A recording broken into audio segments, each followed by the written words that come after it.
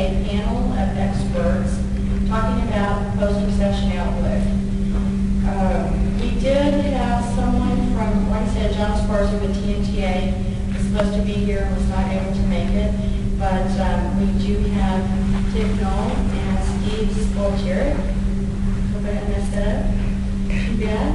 And they're going to talk to you about logistics and manufacturing fields and talk about kind of what's on the horizons, how state workloads will be impacted with regards to commercial vehicle operations.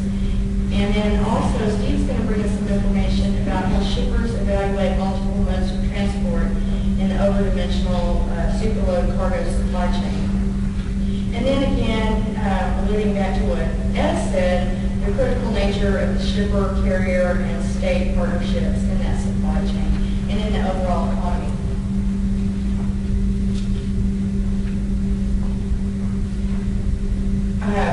You guys can come on up. Dick Knoll also has a long bio. Dick is a graduate of the University of Wisconsin and MIT. He's currently the Vice President of Panalpina Pan Projects Division. And he's also has been involved in the Railway Industrial Clearance Association, the American Railway Maintenance and Engineering Association, and various transportation societies. And Stephen is here with us. He's from Alston Power. He's currently the transportation manager at Alston Power Utility boiler business located in Windsor, Connecticut. His primary function includes global project cargo logistics analysis, planning and execution across all modes of transport in consideration of cost, risk, and scheduling. Steve is originally from Harrisburg, Pennsylvania, and earned his bachelor's degree in economics at Fordham University in New York City. And I'd like for you to welcome our speakers today, and I'm sure they have some interesting stuff to tell us.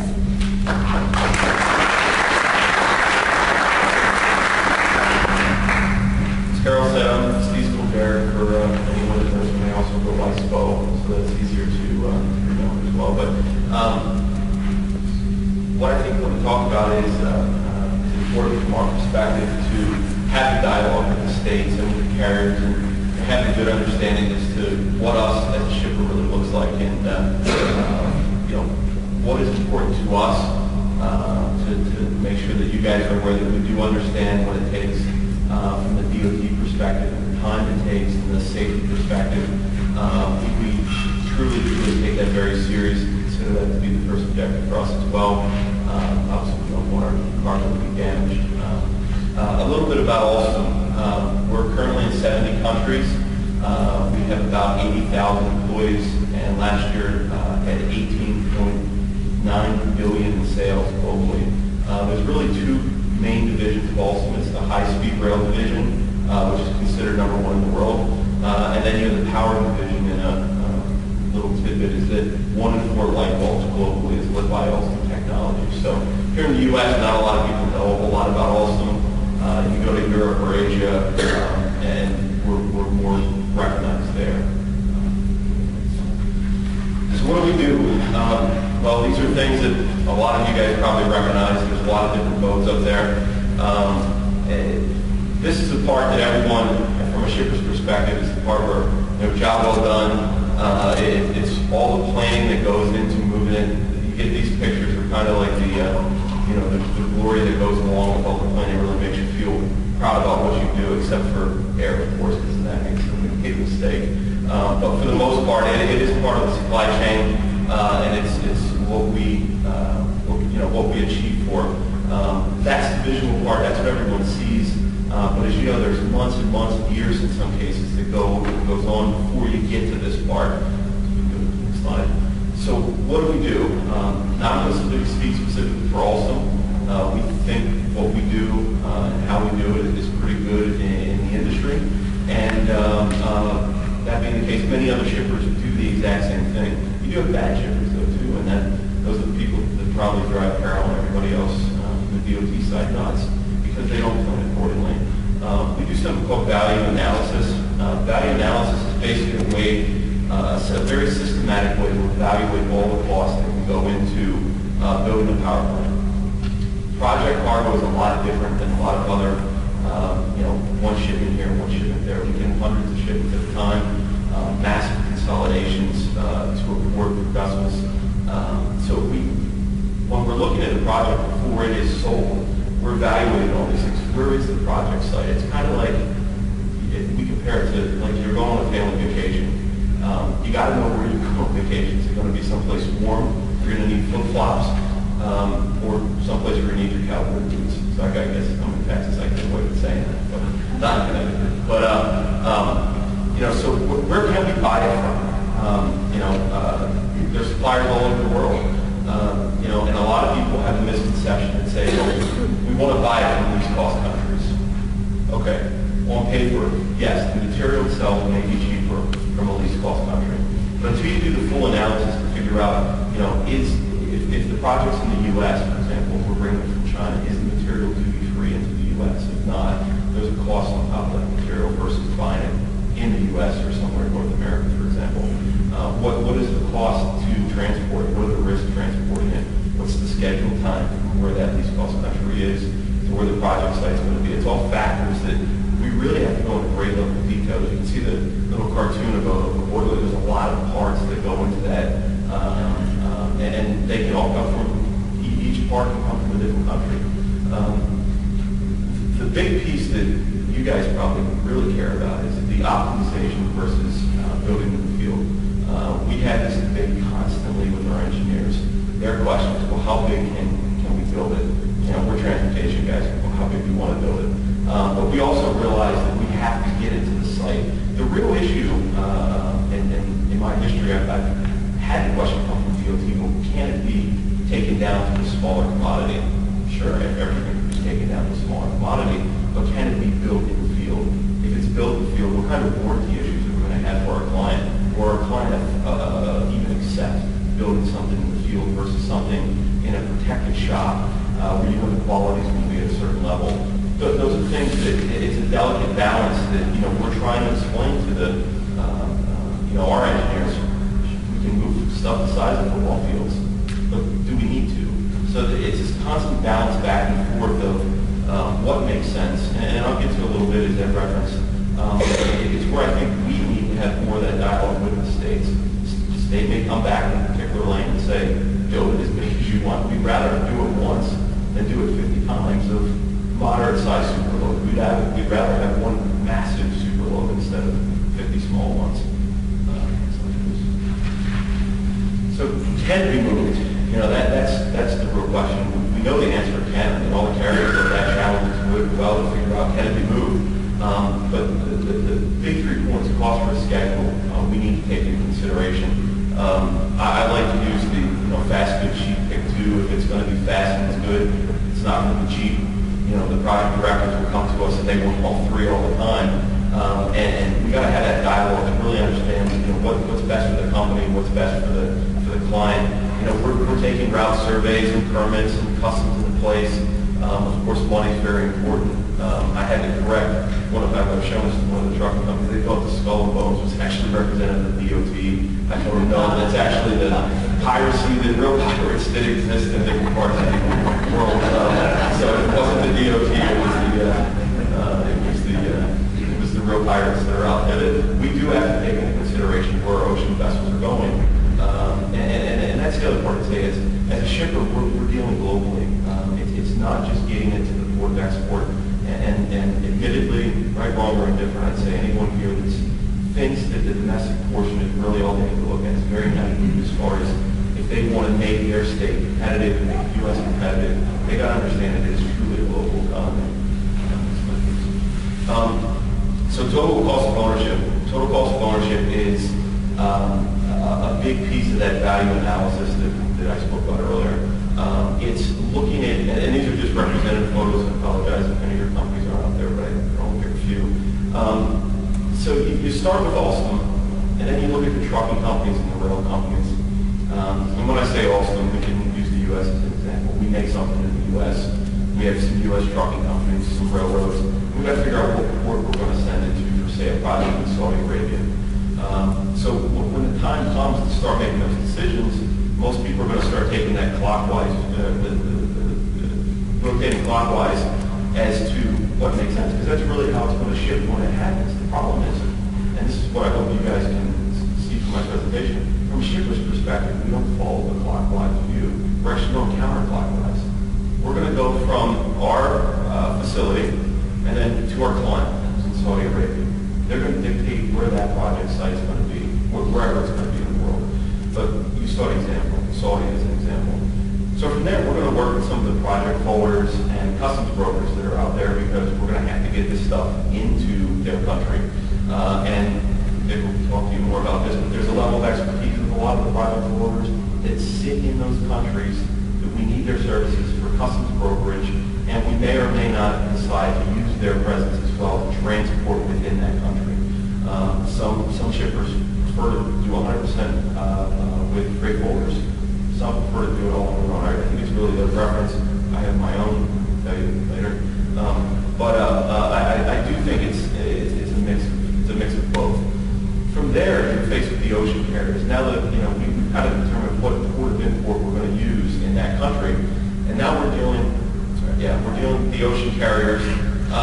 And for anyone that isn't very familiar with ocean carriers, and just use the terminology, but you have something called liner service and you have tramper service. Liner service is what we would equate to as a bus service. It's regularly scheduled. You know where it's going to stop. It's fairly dependable. The price tends to be lower. Think about it, if you had to take a bus somewhere. You know what you're going to expect, and there's certain capabilities that are there. And if it makes sense, and if it's taking it from point A to point B, and you don't have to do a whole lot of walking from point A to point B, then it makes a lot of sense for you. The tramper service is going to go wherever you want them to go for the right amount of money.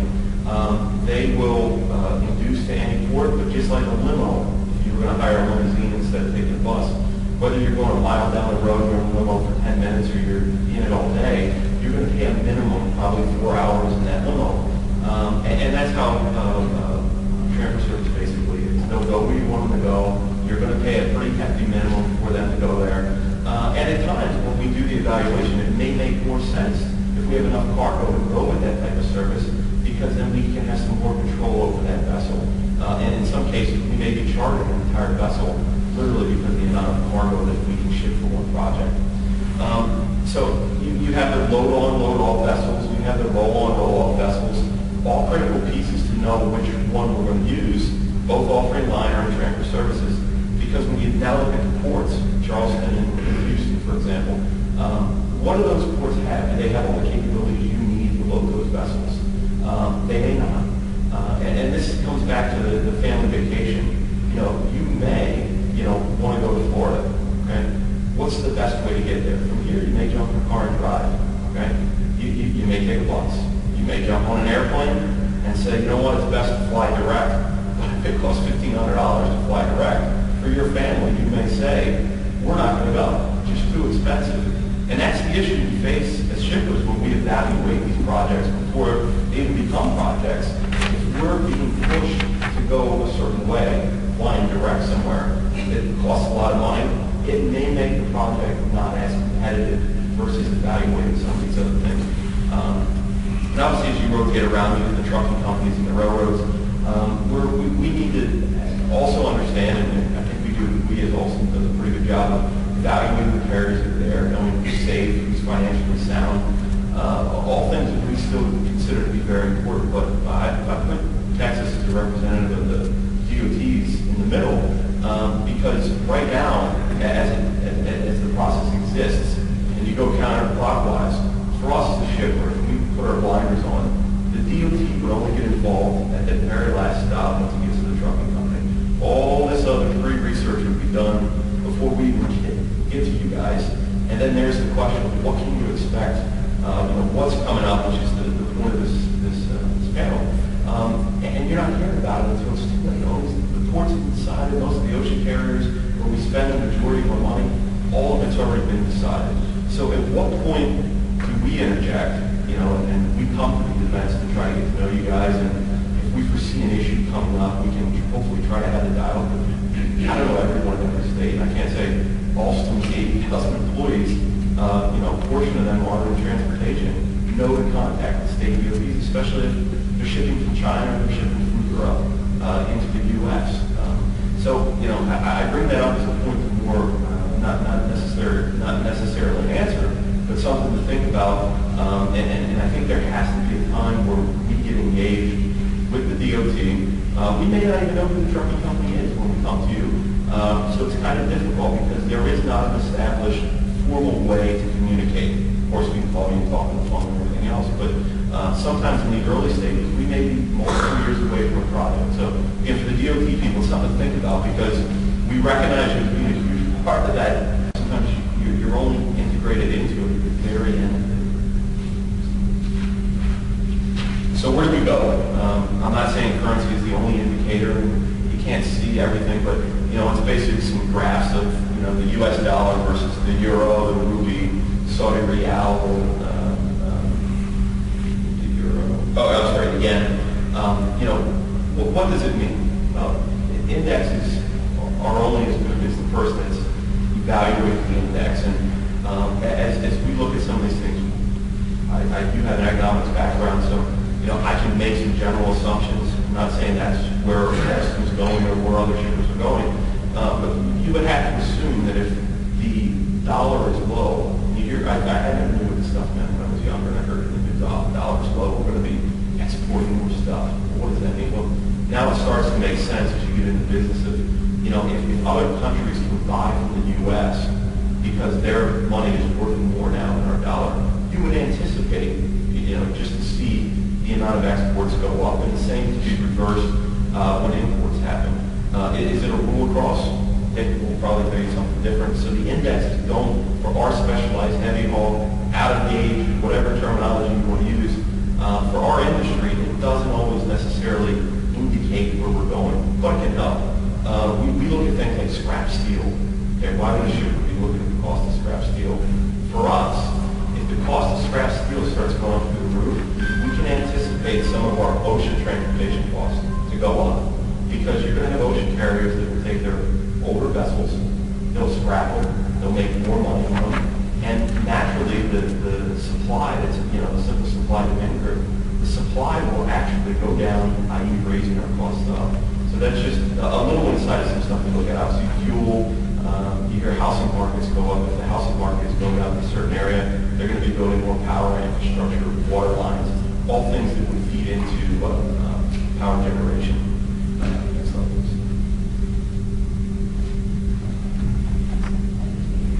So this is the part that, and basically my last slide, to say, what are some things that we do know that's out there? And some of it's logical, some of it's just looking and seeing, what's going on in the world. Brazil's been a buzzword lately. Will Alston have business there? Who knows, hopefully. But you have the Olympics and the World Cup that are coming there within the next 6 years. But what you may see, which would affect you guys in the DOT, if there's a huge need for ocean transportation, you may have carriers that currently have a liner service from the U.S. to, say, the Middle East, change the liner service to South America because they're going to go where the cargo is. You may start seeing different ports being called depending on who's feeding into those projects. I think we saw at the Breakbone conference that Brazil committed $16 billion or something for infrastructure improvements over the next 5 years. So something's happening there, and it's a matter of, and again, this isn't an Alston message. You should just pick up the newspaper and see what's going on in the world to try to guess where things could start to change. Nuclear power plants came up in the State of the Union. They say the U.S. is going to start building more new plants again. We'll see what happens. The real reality of that photo is that a lot of the power plants in the U.S. today are at the 25-year-old range. They're going to need to be improved. They're going to need to potentially be rebuilt. There's going to be a time where, we're hoping that you're going to see a huge uptick in business again in the U.S. when that cyclical business swings back this way. Windmills, also in the wind business now as well. But you can still look at, who would have thought a few years ago there would have been the tax breaks that are there now to build a lot of these windmill units. Will it continue to go forward? Who knows? But the real answer is this, and I'll move on to the EPA. The average windmill is 1.5 megawatts of output. A coal-powered plant is 700 megawatts. So you need 450 plus windmills to equal the output of one coal plant. But the coal plants are dirty. Everyone says they're dirty. Well, I can tell you Alstom is one of the leaders in developing technology called CO2 capture. It's basically a way to reduce the output of CO2 into the air. We will repackage it into commercially viable uses. There's underground storage ways. We have competitors that are racing to develop as well. We're in 10 demo plants right now around the world. One in Wisconsin and a couple in West Virginia. And we've partnered with companies like Dow Chemical to determine how to reuse the CO2 and reduce what gets put into the environment. You know, our thought is when that development hits full swing and whoever gets it first, you're going to see retrofits to the old plants that have to become more environmentally clean. You're going to see situations where all the new plants will require it. It'll be a must. When that starts to happen again, I would imagine there's going to be a pretty good uptick in what's out there. So just to end, we can have any questions for me specifically now. If not, we can have someone stick his done with his portion. But again, at the end of the day, it's I just wanted to try to convey what we as shippers, I think a lot of other shippers probably look at it in a similar way, maybe evaluate some different criteria than we would, or put more value in certain criteria than we would.